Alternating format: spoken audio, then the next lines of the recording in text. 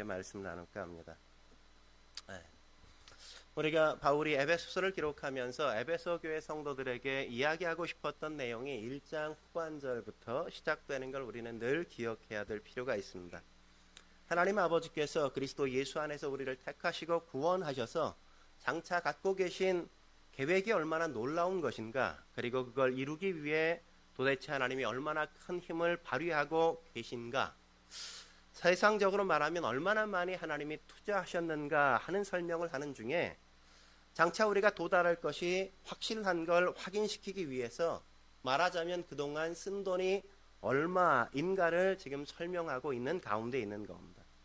기초공사하는데 200억이 들었대요. 기초공사하는데 200억 그래도 뭐 별로 놀라지 않네. 내 돈이 아니니까. 200억이 기초공사하는데 들었대요. 땅을 파는데 200억이 들었냐 그랬더니 그게 아니라 현장 사무소 짓는데 200억이 들었대요. 그럼 땅 파는 데는 얼마 들겠어요? 한 2천억 정도 들겠죠. 그죠? 그 위에다가 집을 짓는다면 얼마나 거대한 건물을 얼마나 놀랍게 짓겠냐 이거죠. 현장 사무소 짓는데 200억이 들었으면 그 땅을 파는 데는 200조, 그리고 그 위에다 집을 짓면 얼마나 아름다운 집을 짓겠냐 이거예요. 얼마짜리겠어요? 지금 그 말씀을 계속하고 있는 거예요.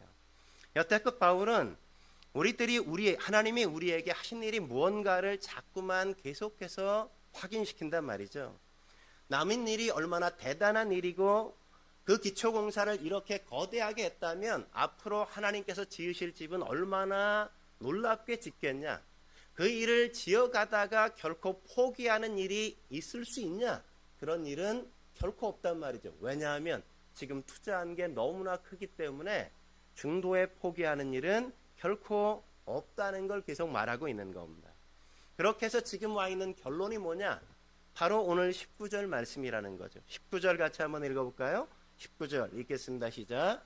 그러므로 이제부터 너희는 외인도 아니요 나그네도 아니요 오직 성도들과 동일한 시민이요 하나님의 권속이라. 그러므로 이제부터는 이렇게 얘기하죠. 그죠? 지금 이제 현재로 온 거예요. 그러니까 이 19절이 현재니까 18절까지는 뭐예요? 과거예요. 과거. 지금까지 과거에 우리를 위해서 하나님이 얼마나 큰 일을 하셨는가를 설명하고 있는 거죠. 그리고 지금 와 있는 곳이 바로 19절 이 말씀이라는 거예요. 물론 앞으로 우리가 가야 될 길도 남아있는 겁니다. 그렇다면 현재 우리가 하늘의 시민이요 하나님의 가족으로서 우리가 가져야 될 정체성의 가장 중요한 핵심이 뭐냐 이거예요. 성도가 누구냐 이거죠. 사람이 뭐냐, 성도라는 사람이 도대체 뭐냐 이거예요. 그러니까 성도라는 걸 뭘 보면 확실하게 이 사람은 성도구나 이런 걸 확인할 수 있냐 이거예요. 여러분 뭐가 성도라는 걸 확인할 수 있어요? 저 사람이 뭘 보면 성도인가 이걸 알 수 있을까요? 오늘 서리 집사님들 세우는데 서리 집사님은 뭘 보면 저분이 서리 집사 맞다 이렇게 우리가 생각할 수 있을까요? 오늘 지금 그 질문을 하는 거예요. 그게 바로 19절의 대답인 겁니다. 19절 같이 읽어볼까요? 시작. 그러므로 이제부터는 너희는 외인도 아니요 나그네도 아니요 오직 성도들과 동일한 시민이요 하나님의 권속이라. 성도를 확인하는 가장 중요한 초점이 뭐라고요? 동일하다고 이야기하고 있다는 사실을 여기서 우리가 놓치지 말아야 돼요. 동일한이라는 말은 우리가 좀 더 다르게 번역하면, 의미 있게 번역하면 동등한이라고 우리가 번역할 수 있어요. 이 동일한이라는 말의 뜻은 함께하다, 연합하다 이런 의미가 그 안에 함께 포함되어 있는 겁니다. 성도는 다른 사람들과 뭐로 확연하게 구별되는가? 다른 사람들과 자신을 동등하게 여길 줄 안다 이거예요. 그래서 다른 사람들과 더불어 어울릴 줄 알고 함께 연합하여 하나로 함께 만들어지는 걸 즐길 줄 아는 사람이다 이거죠. 왜 이런 결론에 도달하게 된 겁니까? 왜냐하면 이전의 문제가 뭐였어요? 막힌담이 문제였잖아요. 그죠? 유대인과 이방인의 막힌담이 문제 아니었습니까? 왜요? 왜 그게 문제였어요? 유대인들은 이방인들을 외국인이라고 차별했단 말이죠. 나그네라고 소외시켰단 말이죠. 할례를 받지 않았다고 그들을 멸시하고 약속을 받지 않았다는 것 때문에 천대하고 그들과 함께하지 않았어요. 그러나 이제부터는 뭐예요? 구원받고 나서 성도가 되어 이제 그런 차별을 하지 않는다고요. 사람들과 자신을 구별하지 않는다고요. 그들과 나를 동등하게 취급하고 그들과 더불어 어깨를 나란히 하고 함께 벗이 되어준다고요. 예수님께서 어떻게 하셨어요? 사람들이 예수님을 향해서 뭐라 그랬습니까?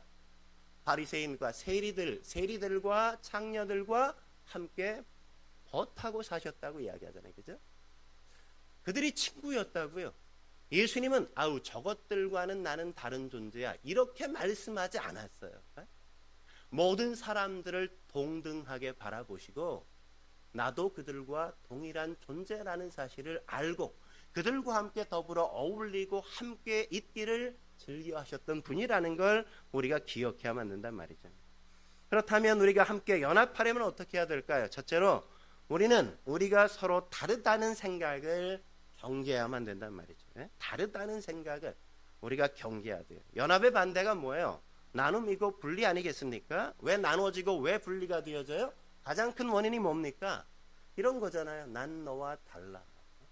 난 너와 다르기 때문에 너 같은 것과 난 어울리지 않아. 이래서 분리되어지고 나누어지는 거잖아요. 그죠? 그래서 성경은 인간은 어느 인간과도 근본적으로 연합할 수 없는 존재라고 이야기하는 겁니다. 그래서 오늘 본문은 복음이 만들어내는 복음으로 말미암아 성도가 되어지는 가장 경이로운 일, 놀라운 일이 뭐냐? 그게 바로 19절에 바울이 제시하는 거예요. 그게 뭐라고요? 그러므로 이제부터는 너희는 외인도 아니요 나그네도 아니라고요. 뭔 말인지 알겠습니까? 이제부터 성도가 된 이후부터는 외국인이라고 차별하지 않는다고요. 나그네라고 그들을 무시하거나 천대하지 않는다고요. 그들과 내가 동일한 사람으로 동등한 존재라는 걸 인정하고 더불어 함께 어울리면서 산다 이거예요. 이게 왜 놀라운 거냐? 기독교 외에 사람을 동등하게 동일하게 취급하는 데는 그 어디에도 존재하지 않기 때문에 그래요. 물론 세상에도 사람들을 동일시하는 순간이 있어요. 없는 건 아니에요.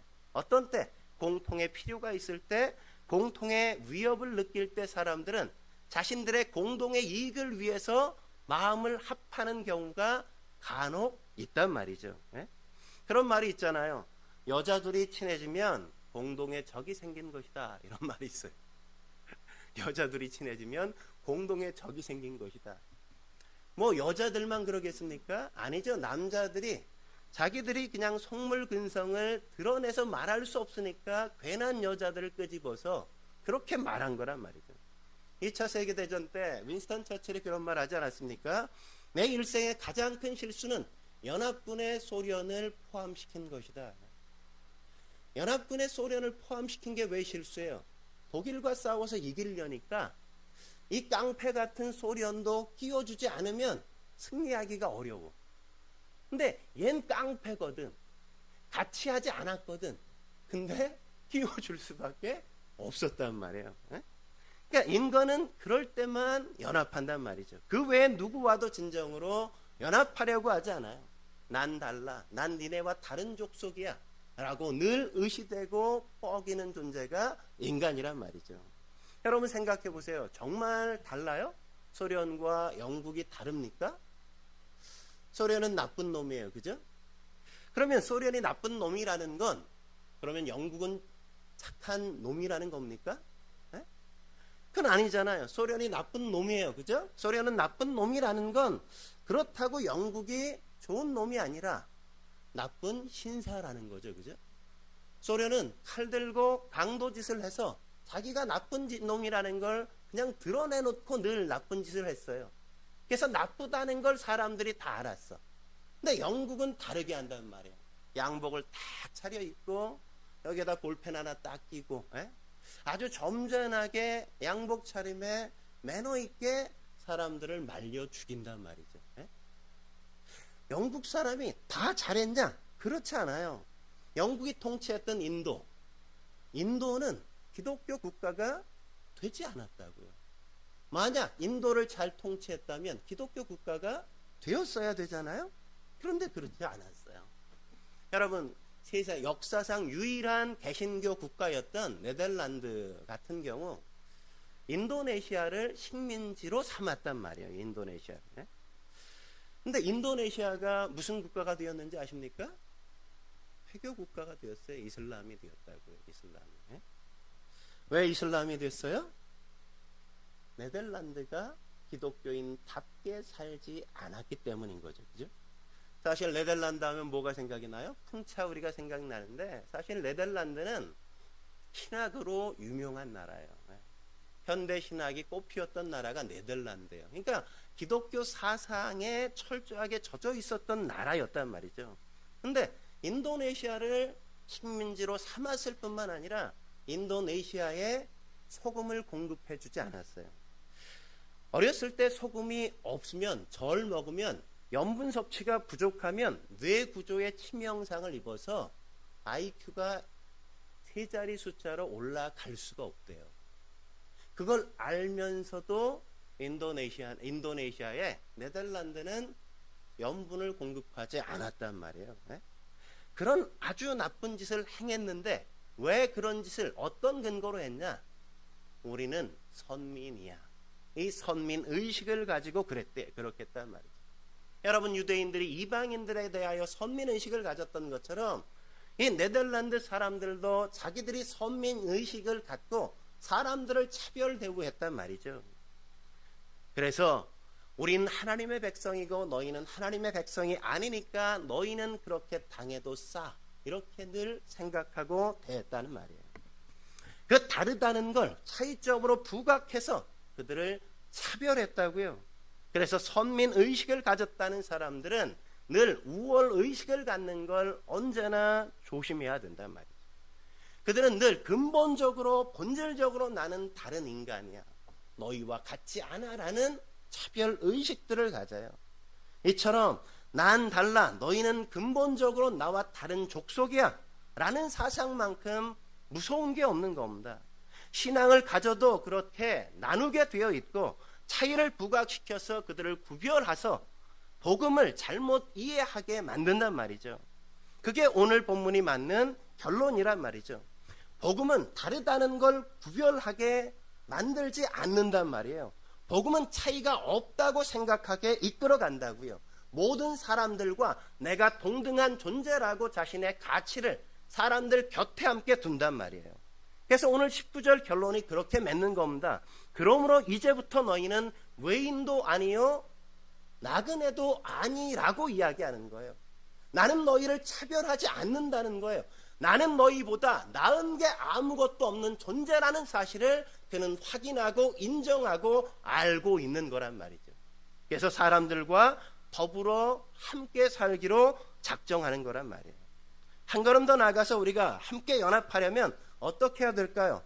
두 번째, 우리는 그릇된 동기로 연합하는 것을 경계할 필요가 있는 겁니다. 우리가 그릇된 동기로 연합하는 걸 경계해야만 돼요.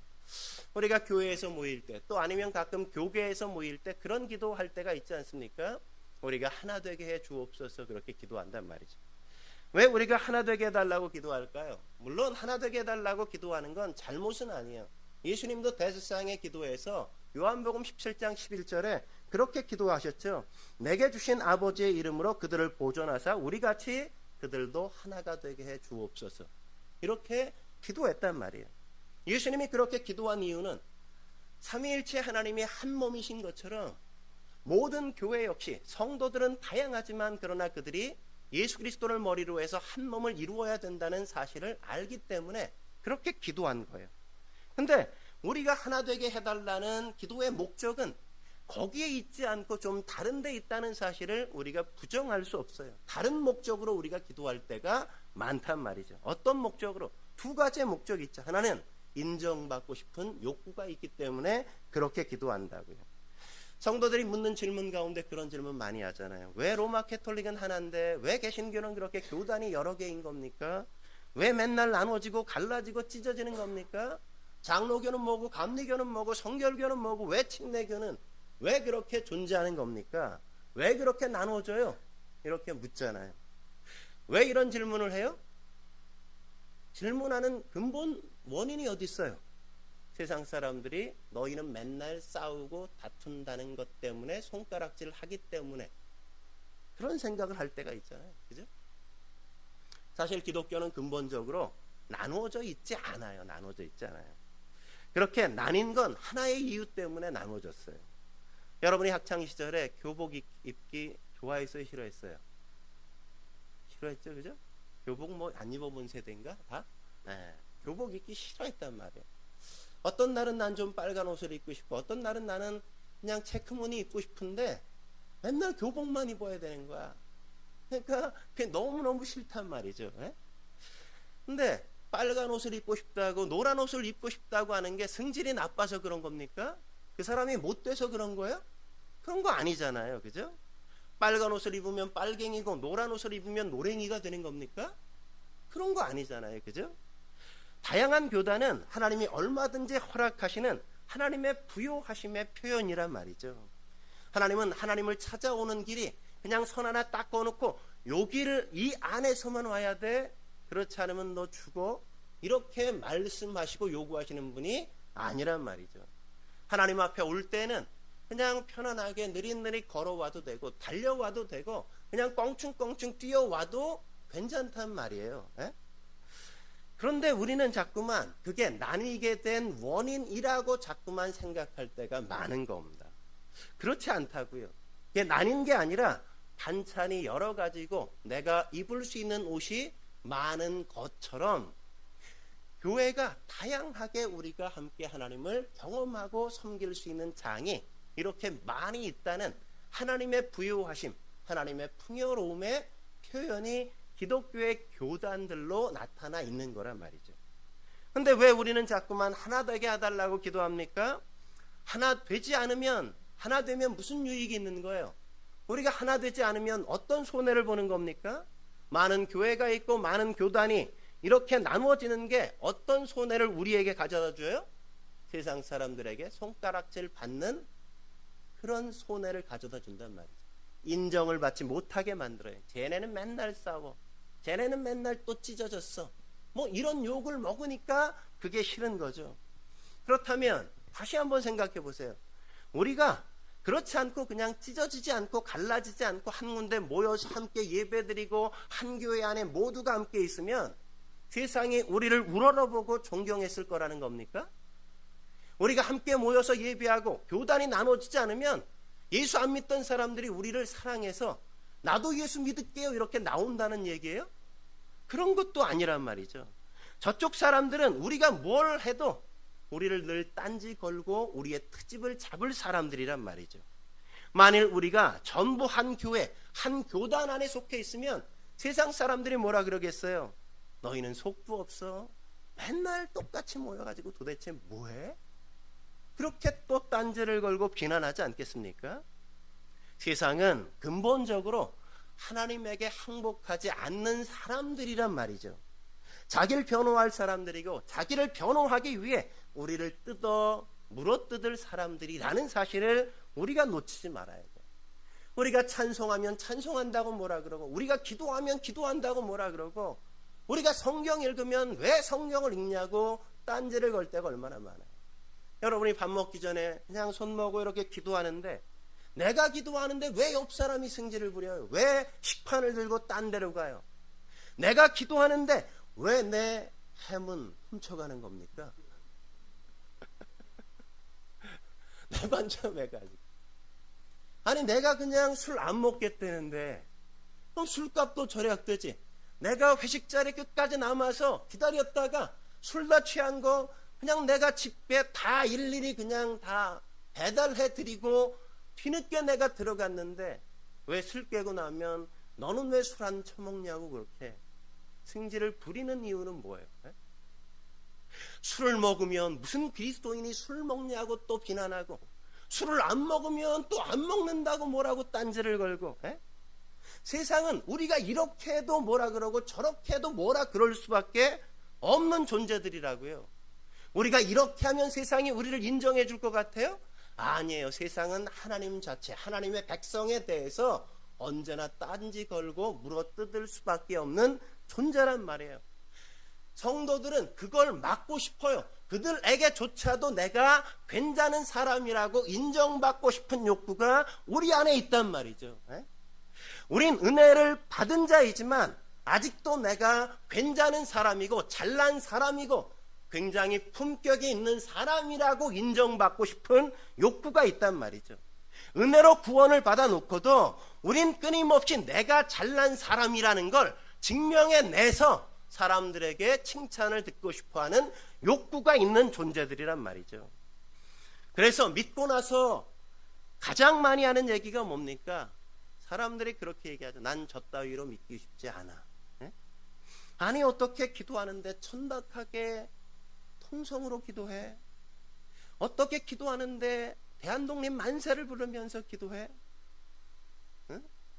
품격 떨어지게? 뭐 이렇게 얘기한단 말이죠. 그건 전혀 다른 문제잖아요. 때때로 우리는 통성으로 기도할 수밖에 없는 순간이 있단 말이에요. 물론 어떤 사람들은 그런 순간에 영영 오지 않을 수도 있는 거예요.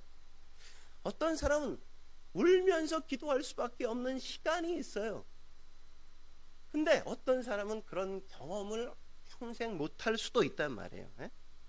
어떤 사람은 그냥 늘 덤덤하게 조용히 앉아서 기도할 수 있는 사람들이 있어요. 가만히 기도하는 소리가 안 나서 가만히 쳐다보니까 코로 기도해. 코로. 그런 사람이 있어요. 어느 것도 우리가 시비를 걸 수 없단 말이에요. 교회 와서 예배 드릴 때 늘 주무시는 분들이 계세요. 그걸 뭐라 그럴 수 없어요. 왜냐하면 그분은 영으로 예배한다는데 뭐라 그러겠어요. 영으로 예배한다는데. 그냥 우리는 어떤 것도 뭐라고 그러면 안 된단 말이에요. 근데 우리는 왜 연합을 자꾸만 요구하는 겁니까? 근본적으로 우리가 은혜 받은 자라는 걸 거부하고 내가 그래도 괜찮은 사람이니까 나는 은혜도 받았고 나는 이렇게 멋지게 살아가는 사람이야 라는 걸 사람들에게 인정받고 싶어서 확인받고 싶어서 자꾸만 하나 되게 해달라고 할 때가 있단 말이에요. 또 하나는 우리가 세상에서도 세력을 갖고 싶어 한단 말이에요. 힘을 갖고 싶어요. 폼을 잡고 싶을 때가 참 많이 있단 말이죠. 우리가 당하는 모든 문제를 내가 멋지게 내 힘으로 이겨내는 걸 세상 사람들에게 딱 보여줘서 야, 나 이런 사람이야 이렇게 보여주고 싶을 때가 있단 말이에요. 근데 하나님은 절대 연합된 교회가 세력을 가져서 세상을 항복시키는 것으로 하나님께서 허락하신 적이 없다는 겁니다. 그랬을 때 도리어 망했다는 걸 중세시대 교회를 통해서 우리가 역사적인 교훈을 얻는 것 아니겠습니까? 교황이 실권을 잡고 세상 정치 위에 교권을 세워서 도대체 이익을 본 게 뭐가 있습니까? 없잖아요. 그게 역사가 주는 교훈이란 말이죠. 하나님은 한 번도 베드로의 칼을 가지고 교회를 세우거나 교회를 확장하신 적이 없단 말이에요. 돌아가신 갈보리의 십자가만을 가지고 교회를 세우시고 교회를 유지해 오셨다는 사실을 우리가 잊지 말아야 돼요. 네로가 그리스도인을 죽이고자 쫓아다녔을 때 도망치고 숨었어요. 죽이려고 그냥 달려들었을 때 붙잡혀서 죽임을 당했단 말이죠. 그렇게 기독교는 지금까지 이어져 온 겁니다. 기독교는 죽고 또 죽어서 이어져 왔지 단 한 번도 뭉쳐가지고 우리가 세상과 싸워서 승리해야 되겠다 이래서 승리한 적이 단 한 번도 없다는 사실을 기억해야만 합니다. 그런데 우리는 늘 그러고 싶죠. 세상과 싸워서 이기고 싶어요. 세상에 나가서 승리하고 싶어요. 세상에 나가서 그들보다 더 성공하고 싶은 욕망이 우리 안에 언제나 있어요. 그래서 내가 뭔가 잘 안 되면 괜히 기죽고 내가 잘못 믿는 것처럼 생각하고 내 신앙이 엉망이라고 자꾸만 자학할 때가 있단 말이죠. 왜요? 왜 그런 문제가 생겨요? 구원을 잘못 이해하고 있기 때문에 그렇단 말이에요. 구원 받은 게 잘못된 게 아니라 내가 받은 구원에 대해서 바르게 이해하지 못하기 때문에 내 세상에서의 삶을 가지고 나의 신앙을 평가할 때가 너무나도 많다는 겁니다. 이런 그릇된 동기로 진정한 연합을 자꾸만 흉내 내려고 해서는 안 된단 말이죠. 예? 우리가 연합하려는 흉내는 흉내인 걸 우리는 다 알잖아요. 그게 진짜가 아니라는 걸 누구나 다 알아요. 그죠? 예? 아무리 폼을 잡아봐야 그게 가짜라는 게 다 드러나. 조화는 조화야, 조화. 생화가 아니라 향기가 없다고. 똑같이 보여도 늘 조화인 거예요. 예? 근데 자꾸만 조화가 한번 되는 맛을 보면 그 다음엔 돌이킬 길이 없어져요. 그러니까 처음부터 그런 짓을 하면 안 되는 거란 말이에요. 마지막으로 우리가 함께 연합하려면 어떻게 해야 됩니까? 세 번째, 우리가 동등하다는 생각을 가져요. 동등하다는 생각을 가져요. 성도의 성도된 표가 뭐예요? 어느 누구도 자신과 결코 구별될 수 없다. 차별당할 수 없다. 나보다 못한 존재이다고 생각하지 않아요. 모든 사람에 대해서 늘 동등하게, 동일하게 취급하고 생각해요. 왜 그렇게 생각하는 겁니까? 그 바탕엔 이런 두 가지 사실이 있는 거예요. 하나는 내가 죄인이라는 사실을 깨달았기 때문에 그런다고요. 내가 죄인이라는 사실을 깨달았기 때문에. 내가 예수를 믿고 예수 믿는 모든 사람과 하나가 될 수 있는 이유, 어떤 의미에서 하나가 되는가? 그들과 경쟁하지 않는 상태에서의 하나가 된다는 걸 의미한단 말이에요. 그래서 어떤 사람과도 나를 비교하지 않아요. 그래서 내가 그 사람보다 우등하다, 우월하다고 생각하지도 않고 그 사람보다 내가 열등하다는 열등감도 갖지 않는단 말이죠. 예? 모든 사람이 다 50보 100보라는 걸 알아요. 예? 우리 재영이는 언제나 무영이한테 얘는 내 동생이에요 이렇게 얘기하지만 아빠 입장에선 재영이나 무영이나 고만고만한 그냥 내 자식에 지나지 않는다는 걸 다 알잖아요. 그죠? 내가 저 사람보다 낫다고 생각하는 건 우리 재영이가 늘 생각하는 것처럼 난 그래도 얘 형이에요 이런 것과 별반 다르지 않은 성숙한 사람의 입장에서 보면 그와 같은 거라는 걸 알기 때문에 별로 다른 게 없다는 걸 언제나 인정해요. 왜요? 나는 착하게 살았고 저 사람은 악하게 살았다는 게 별로 구별되는 게 아니라는 걸 복음 안에서 깨닫게 되는 거죠. 세상적으로 윤리나 도덕적으로는 어떤 사람은 의로운 사람이고 어떤 사람은 더 죄인이라고 이야기할 수 있을지 모르지만 하나님 앞에 우리가 섰을 때 우리는 하나님 앞에 결코 항복하려고 하지 않았고 하나님의 영광을 위하여 살지 않았다는 사실에서 우리는 모두가 다 한결같이 죄인이라는 사실을 인정하지 않을 수 없단 말이죠. 그래서 바울이 로마서 3장 10절에 뭐라 그럽니까? 의인은 없나니 하나도 없도다. 바울이 의인은 없나니 나만 빼고 다 없어 이렇게 얘기하지 않았어요. 그죠? 없어. 나도 포함해. 로마서 3장 23절에 뭐라 그래요? 모든 사람이 다 죄를 범하였으니. 그죠? 죄 앞에 모든 사람이 다 동등하다 이거죠. 동등하다 이거죠. 우리끼리는 상대적일 수는 있지만 하나님 앞에 가면 다 똑같단 말이야. 다 똑같다. 동일하다 이거죠. 다 죄인이다 이거예요. 여러분 우리가 밤에 이렇게 실내 들어왔으니까 이게 뭐 5촉짜리냐 이게 뭐 30촉짜리 전구냐 이게 좀 구별이 되어지지만 지금 정오의 태양 이글거리는 태양 앞에 가면 이게 5촉짜리나 30촉짜리나 켜봐도 별로 구별이 안 돼요. 우리가 하나님 앞에 가면 다 죄인이라는 사실 앞에서 동등하고 별 차이 없다는 걸 인정하지 않을 수 없단 말이죠. 또 하나 어떤 차원에서 우리가 동등하다는 걸 인정할 수밖에 없냐? 자신이 무등하다는 사실을 깨달았기 때문에 인정할 수밖에 없다고. 우리는 동등하게 동일하게 다 죄인일 뿐만 아니라 동등하게 다 무능하다고요. 앞에서 말씀드린 것과 같이 유대인들의 이방인들과의 가장 큰 차이가 뭐였습니까? 우리는 율법을 갖고 있고 율법을 알고 있다는 사실로 그들은 다르다고 생각한 것 아니겠어요? 그렇지만 그것 때문에 그들이 정말 더 바보가 되는 것을 우리가 확인했잖아요. 유대인들은 이방인을 향해 우리는 율법을 가졌어, 율법을 우리는 알아 라고 이야기했지만 그러나 율법대로 살지 못하고 있는 그들의 삶으로 그럼에도 불구하고 너희는 죄인이라는 걸 스스로 증명해냈단 말이에요. 유대인들이. 율법의 목적은 율법을 아는 것에 있지 않다고요. 율법을 행하는 것에 있는 겁니다. 율법을 행하라는 거지 율법을 읽으면 율법을 행할 능력이 생긴다는 건 아니라는 걸 우리는 알아요. 율법을 읽는다고 율법을 행할 능력이 자동적으로 생기지 않아요. 그건 끊임없이 우리의 훈련을 통해서 만들어가요.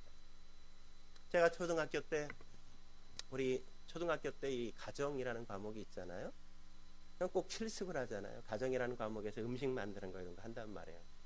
한 번은 이제 하고 나서 뭐 미역국 끓이는 법, 미역국을 어떻게 다듬어서 미역국을 끓이고 밥을 해서 같이 사람들이 딱 모여가지고 학생들이 같이 밥을 나눠 먹어요. 여러분 그런 거 안 해봤나요? 저 때는 초등학교 때 그런 게 있었어요. 그냥 딱 하면 그래서 저희가 이제 미역을 흐르는 물에 잘 씻어서 미역국을 딱 끓였어요. 이제 다른 밥상 갖고 와서 국을 떠가지고 먹는데 미역을 한 입 딱 먹는데 우지직 하는 거. 먹을 수가 없어. 돌이 씹혀. 모래알이 씹히는 거예요.